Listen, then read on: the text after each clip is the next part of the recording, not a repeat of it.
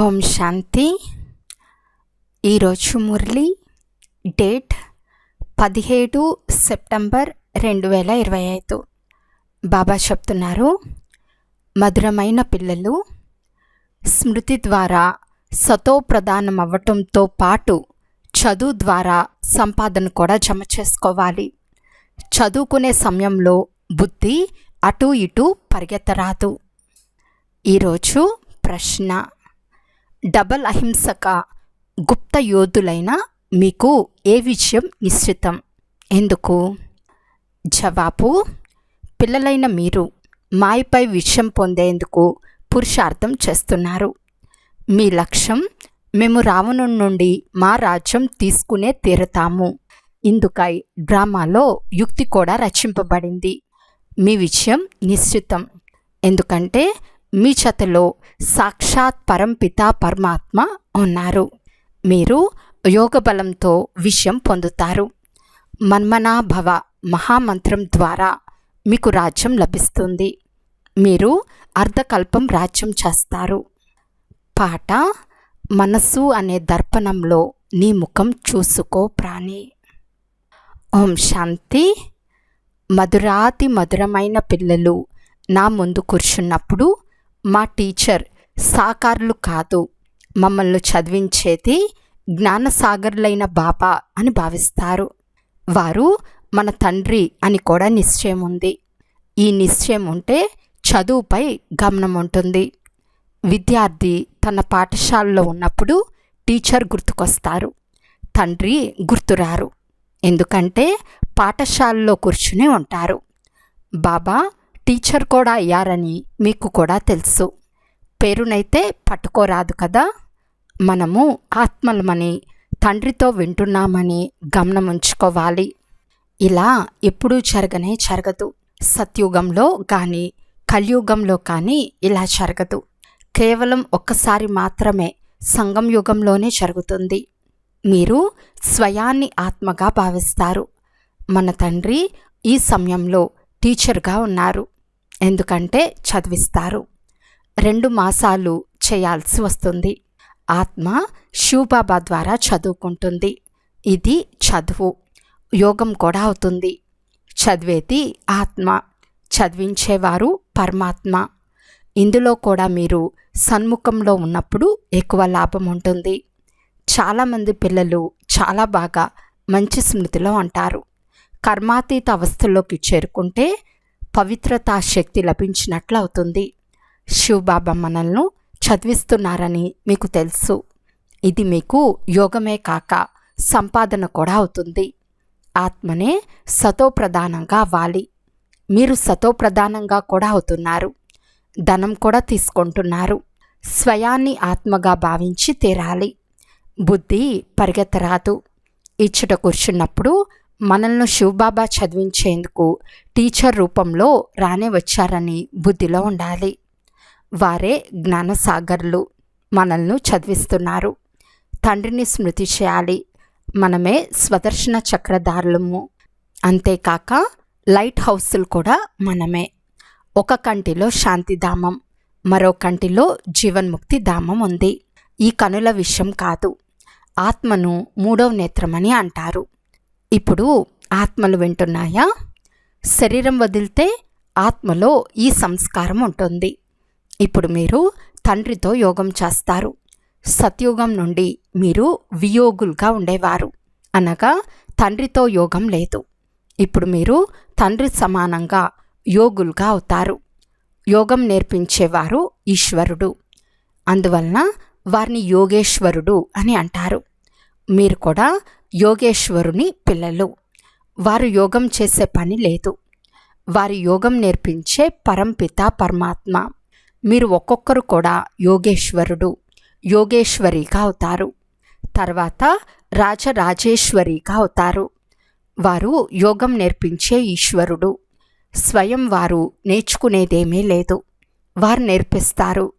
కృష్ణుని ఆత్మనే అంతిమ జన్మలో యోగం నేర్చుకుని మళ్ళీ కృష్ణునిగా అవుతుంది. అందువలన కృష్ణుని కూడా యోగేశ్వరుడు అని అంటారు. ఎందుకంటే అతని ఆత్మ ఇప్పుడు యోగం నేర్చుకుంటూ ఉంది. యోగేశ్వరునితో యోగం నేర్చుకుని కృష్ణుని పదవి పొందుతుంది. తండ్రి ఇతని పేరును బ్రహ్మగా మార్చారు. మొదట లౌకిక పేరు ఉండేది, తర్వాత మరచివుగా అయ్యాడు. మొదట తండ్రికి చెందిన వారిగా అయ్యేది ఆత్మనే. తండ్రి వారిగా అయితే మరణించారు కదా. మీరు కూడా తండ్రి ద్వారా యోగం నేర్చుకుంటారు. మీరు ఈ సంస్కారం తీసుకునే శాంతిధామంలోకి వెళ్తారు. మళ్ళీ ప్రాలబ్ధపు కొత్త పాత్ర ఎమర్జ్ అవుతుంది. అక్కడ ఈ విషయాలు గుర్తుండవు. ఈ విషయాలు ఇప్పుడు తండ్రి అర్థం చేయిస్తున్నారు. పాత్ర ఇప్పుడు పూర్తి అవుతుంది, మళ్ళీ నూతనంగా ప్రారంభమవుతుంది. క్రిందకి వెళ్ళాలనే సంకల్పం కలిగినప్పుడు నేను ఇక్కడకు వస్తానని, నా వాణి మొదలవుతుందని తండ్రి చెప్తున్నారు. అక్కడ శాంతిలో ఉంటాను. మళ్ళీ డ్రామానుసారం వారి పాత్ర మొదలవుతుంది. రావాలనే సంకల్పం కలుగుతుంది. మళ్ళీ ఇక్కడికి వచ్చి పాత్ర చేస్తారు. నెంబర్ వార్ పురుషార్థానుసారం కల్పకృతం వలె మీ ఆత్మలు కూడా వింటాయి. రోజు రోజుకు వృద్ధి చెందుతూ ఉంటుంది. ఒకరోజు మీకు పెద్ద రాయల్ హాల్ కూడా లభిస్తుంది. అందులో గొప్ప గొప్ప వారు కూడా వస్తారు. అందరూ కలిసి కూర్చుని వింటారు. రోజులు గడిచే కొలది ధనవంతులు కూడా పేదవారికి అవుతూ ఉంటారు. కడుపు వెన్నుముకకు తగులుకుంటుంది అంటే ఆకలితో అలమటిస్తారు అని అర్థం. రోకటి లావు వర్షం కురిస్తే పొలాలు మొదలైనవన్నీ మునిగిపోతాయి. ఇటువంటి ప్రకృతి ఆపదలు రానే వస్తాయి, వినాశనమవుతుంది. వాటిని ప్రకృతి వైపరీత్యాలు అని అంటారు.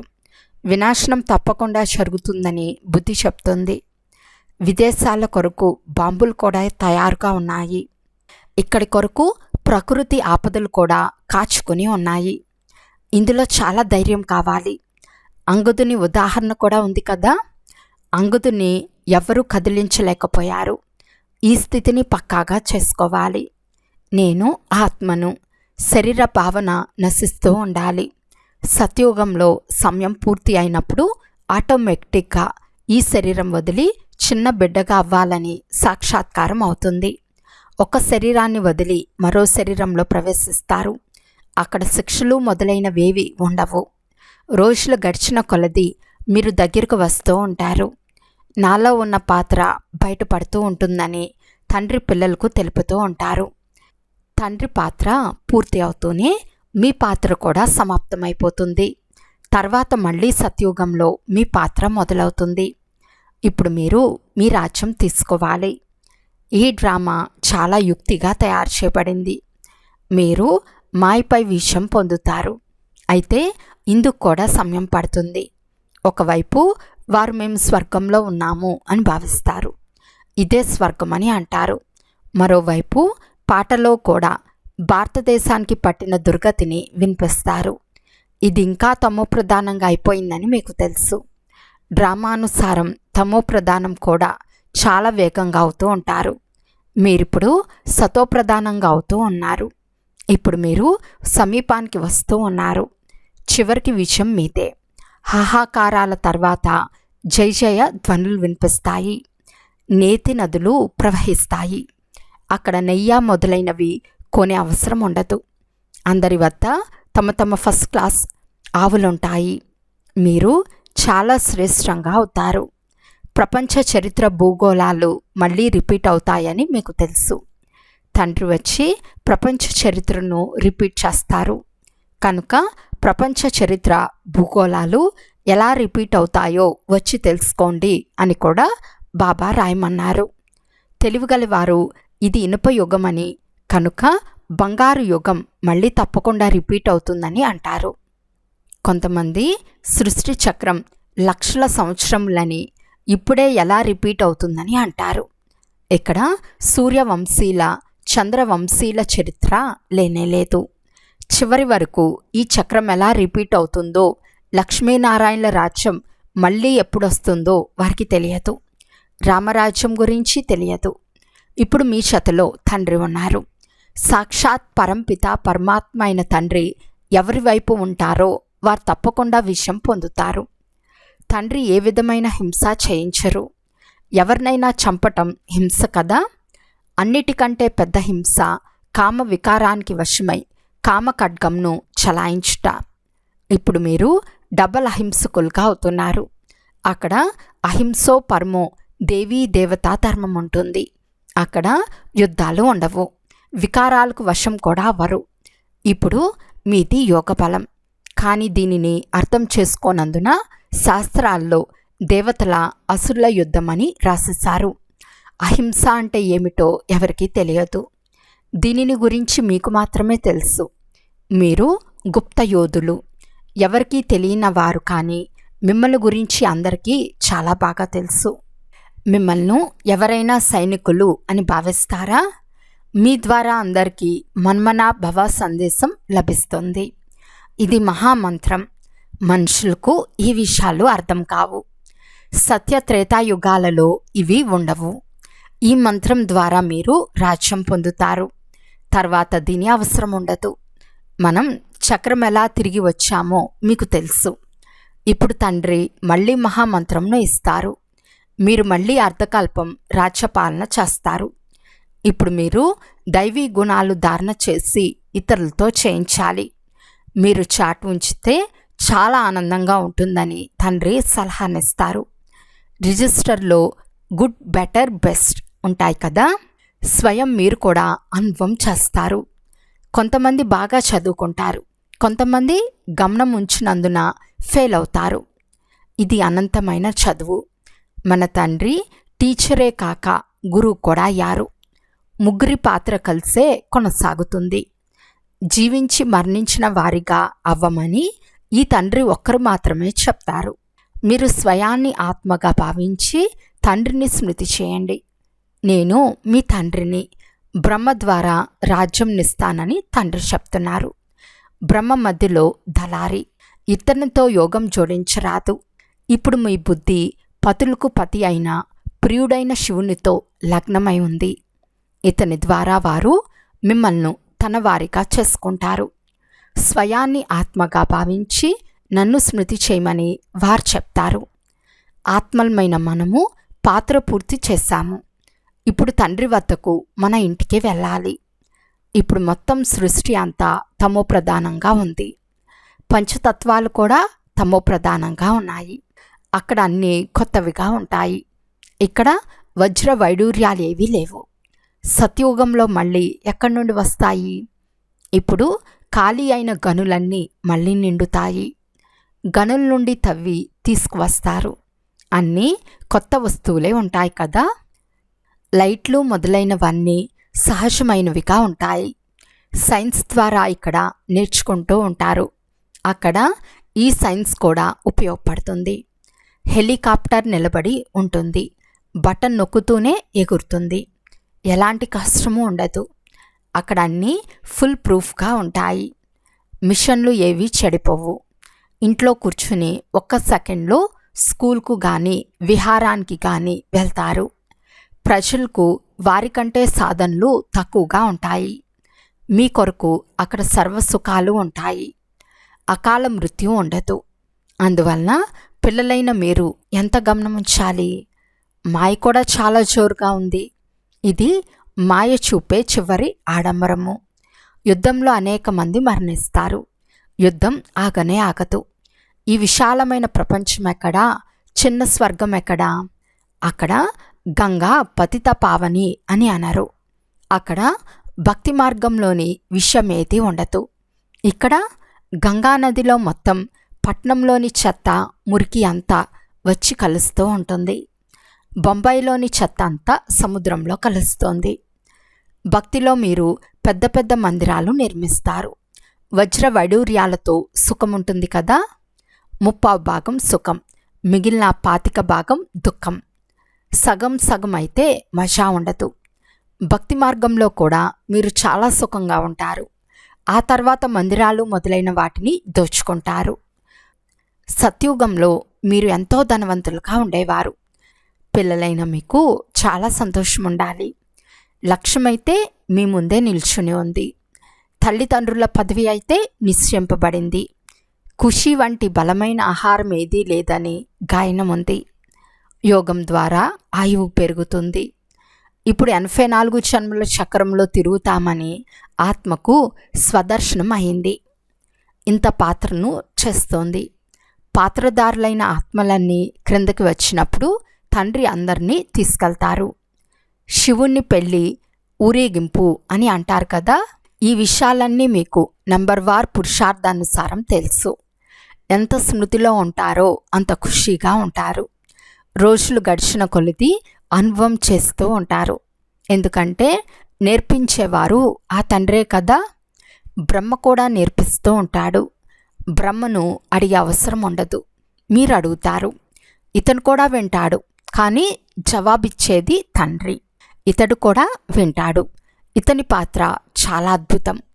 ఇతను కూడా నన్ను స్మృతి చేస్తాడు. నేను చెప్పేది విని పిల్లలకు వివరించి వినిపిస్తారు. బాబా నాకు తినిపిస్తారు. నేను వారికి నా రథంను ఇస్తాను, అందులో సవారీ చేస్తారు.